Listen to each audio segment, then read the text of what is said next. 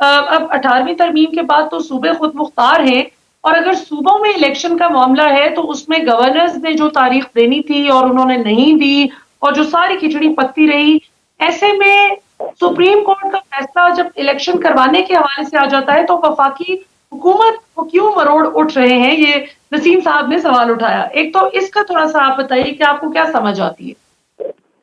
देखिए, मैं इत्तेफाक करता हूँ नसीम साहब से कि सूबा कि पाकिस्तान जो है वो ज़ाहिर है एक फेडरेशन है और सूबों में वज़राए आला को ये हक हासिल है कि वो अपनी असेंबली तोड़ सकें और जब वो असेंबली तोड़ें तो उसके बाद 90 दिन की क्लॉज भी वो भी लाजमी है।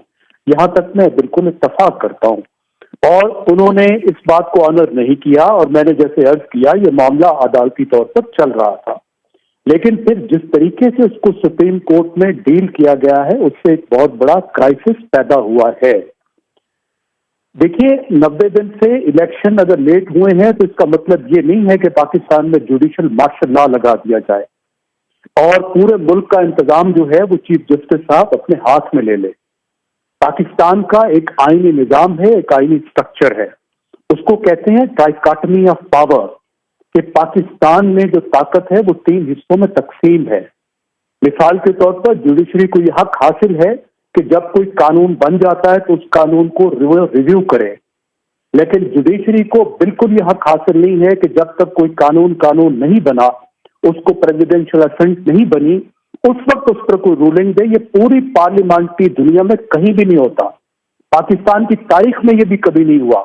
सिर्फ एक हस्बा बिल की मिसाल दी जाती है, लेकिन वो बिल्कुल मुख्तलिफ बात है। उसमें सदर ने रेफरेंस भेजा था सुप्रीम कोर्ट को ये जानने के लिए और वो बिल्कुल मुख्तलिफ बात थी। इसी तरीके से बिल्कुल सुप्रीम कोर्ट किसी तौर पर भी स्टेट बैंक को ये ऑर्डर नहीं दे सकती कि वो पैसे रिलीज करे, ये भी एक ट्रेसपास है। फिर अगर इस वक्त एतमाद की इतनी कमी है तो सुप्रीम कोर्ट के लिए लाजिम है कि वो एक सुप्रीम कोर्ट के तौर पर एक्ट करे, एक बेंच के तौर पर ना करे, क्योंकि ये जो बेंच का तासुर उभर रहा है जी, खास तौर पर जिस वक्त सुप्रीम कोर्ट इंटरनली डिवाइडेड है तो ये मामला, जिसने मामला हल करना है उसके अंदर अगर इतनी बुरी तकसीम है तो ये मामला किस तरीके से आगे चलेगा। अच्छा ज़ैनब साहब, इसमें एक इंटरेस्टिंग नुक्ता ये है कि जो आपने फरमाया कि चीफ जस्टिस साहब को ये हक हासिल नहीं कि वो सिर्फ खुद ही एक, जिसको वन मैन शो कहती हैं पीडीएम जमातें, कि वो खुद ही मामलात सब अपने हाथ में ले लें। अगर थोड़ा सा पीछे जाएं तो एग्जैक्टली 1 साल पहले जब इमरान खान साहब की हुकूमत खत्म हुई और वोट ऑफ नो कॉन्फिडेंस आया और शहबाज शरीफ साहब की हुकूमत आई, तो आपको याद होगा कि आधी रात को जो अदालतें खुली थी, रात 11 साढ़े 11 बजे, तो तब भी यही मामला था, यही बेंच था, यही मुअज़्ज़िज़ चीफ जस्टिस उमर अता बंदियाल साहब थे, लेकिन उस वक्त उन पर ना पीटीआई ने कोई वन मैन शो का इल्जाम लगाया और ना कोई इस किस्म की बात हुई। तो आपको नहीं लगता कि ये पॉलिटिसाइज किया जा रहा है इस मामले को, जो उन पर इल्जामात आयद किए जा रहे हैं? कल तक वो मीठे थे क्योंकि वो पीडीएम को फायदा हो रहा था उस अदालत खुलने का, और आज जिस वक्त कासिम सूरी की रूलिंग को उड़ाया चीफ जस्टिस साहब के ही जेर सदारत वो बेंच था, यही सुप्रीम कोर्ट थी। तो आज जब वो कहते हैं कि इलेक्शन करवाएं 14 मई को, तो आज उन पर इस किस्म के इल्जामात आयद किए जाते हैं, क्या कहिएगा? जी, पॉलिटिसाइज किया जा रहा है और पहले भी पॉलिटिसाइज किया जा रहा था। जब वोट ऑफ नो कॉन्फिडेंस के खिलाफ फैसला आया था तो उस वक्त की वीडियोज आपके जहन में जरा आए कि इन जजेस की जो तस्वीरें हैं उनके साथ को क्या मारा जा रहा था और उनके साथ क्या सलूक किया जा रहा था और पीटीआई क्या नारे लगा रही थी, वो भी आपको मालूम हुआ। उस वक्त भी अफसोसनाक था, इस वक्त भी अफसोसनाक है। कानूनी चीज जो है वो कानूनी दायरे में रहनी चाहिए, लेकिन अगेन उसमें और इसमें बहुत फर्क है। उस वक्त पूरी सुप्रीम कोर्ट वन वॉइस थी, इकट्ठे थी।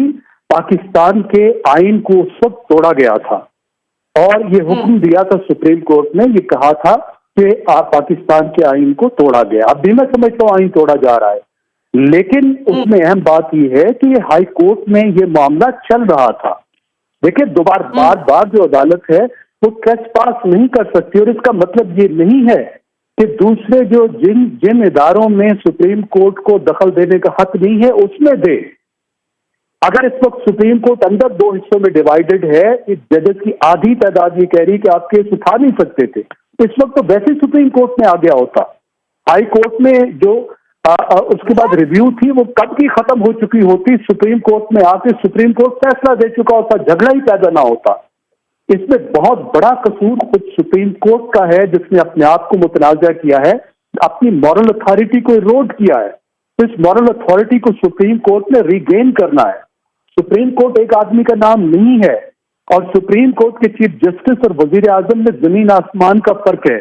वजीर आजम जो है वो एग्जीक्यूटिव के सरबराह हैं, चीफ जस्टिस जो है he is one among equals. दूसरे जजेस जैसे ही वो जज हैं, उनको कोई खसूसी इख्तियारात आइन नहीं देता।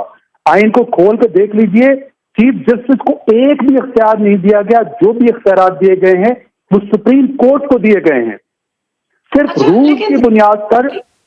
देखिए, आखिरी बात कर लूं, सिर्फ रूल्स की बुनियाद पर सुप्रीम कोर्ट ने वो अख्तियारात चीफ जस्टिस ने ले लिए हैं जो कोर्ट को दिए गए थे, और कोर्ट उससे मुत्तफिक नहीं है। दो मुस्तकबिल के चीफ जस्टिस कहते हैं कि ये चीफ जस्टिस को ये अख्तियारात नहीं लेने चाहिए। तो ये तनाज़ा हल नहीं होगा तो मुंतफी कैसे कराएगी सुप्रीम कोर्ट? ये बड़ी आपने इंटरेस्टिंग बात कही कि जो अपकमिंग चीफ जस्टिस काजी फाइजा साहब का आप जिक्र कर रहे हैं कि उन्होंने कहा कि अगले उसके तारिक भी दो चीफ जस्टिस ये कह रहे हैं कि चीफ जस्टिस के पास ये हक नहीं होने चाहिए। वो भी तो देखिए स्टेक होल्डर्स है ना, आधी सुप्रीम कोर्ट ये कह रही है, और फिर आप एक ही बेंच बना रहे हैं जिस पे एतराज हो रहा है। तो ये भी रवैया देखिए एक तरफ की बात नहीं है, ये पूरा एक राष्ट्रीय बुहरान पैदा हो गया है। ये ज़ैनब साहब गुजारिश ये है कि जो आर्टिकल 184(3) के तहत एक हक हासिल है आज खुद नोटिस का चीफ जस्टिस साहब को, कि वो ले सकते हैं जब इस तरह का मामला हो जो पब्लिक इंटरेस्ट का हो। अब आप देखिए कि जो इलेक्शन है वो तो आपने 184(3) आपने मैडम आपने 184(3) पढ़ा है? जी क्या पढ़े? 180 आपने 184(3) पढ़ा होगा, उसमें सुओ मोटो लिखा ही नहीं है। देखिए उसमें सुओ मोटो लिखा ही नहीं है। सुओ मोटो भी केस लॉ में डेवलप हुआ है, और कोई रूल्स होंगे ना, उन रूल्स पे बात है कि वजीर के चीफ जस्टिस ने उनको इस तरीके से हाथ में लेकर इस्तेमाल करना शुरू किया है जिस पे पूरी लीगल कम्युनिटी को एतराज है। हामिद खान को एतराज है, पाकिस्तान की बार कौंसिल को इस बात पे एतराज है, पाकिस्तान की पूरी लीगल कम्युनिटी को एतराज है, आधी सुप्रीम कोर्ट को एतराज है। मतलब ये सियासी मसला नहीं है, ये बहुत बड़ा लीगल क्राइसिस है।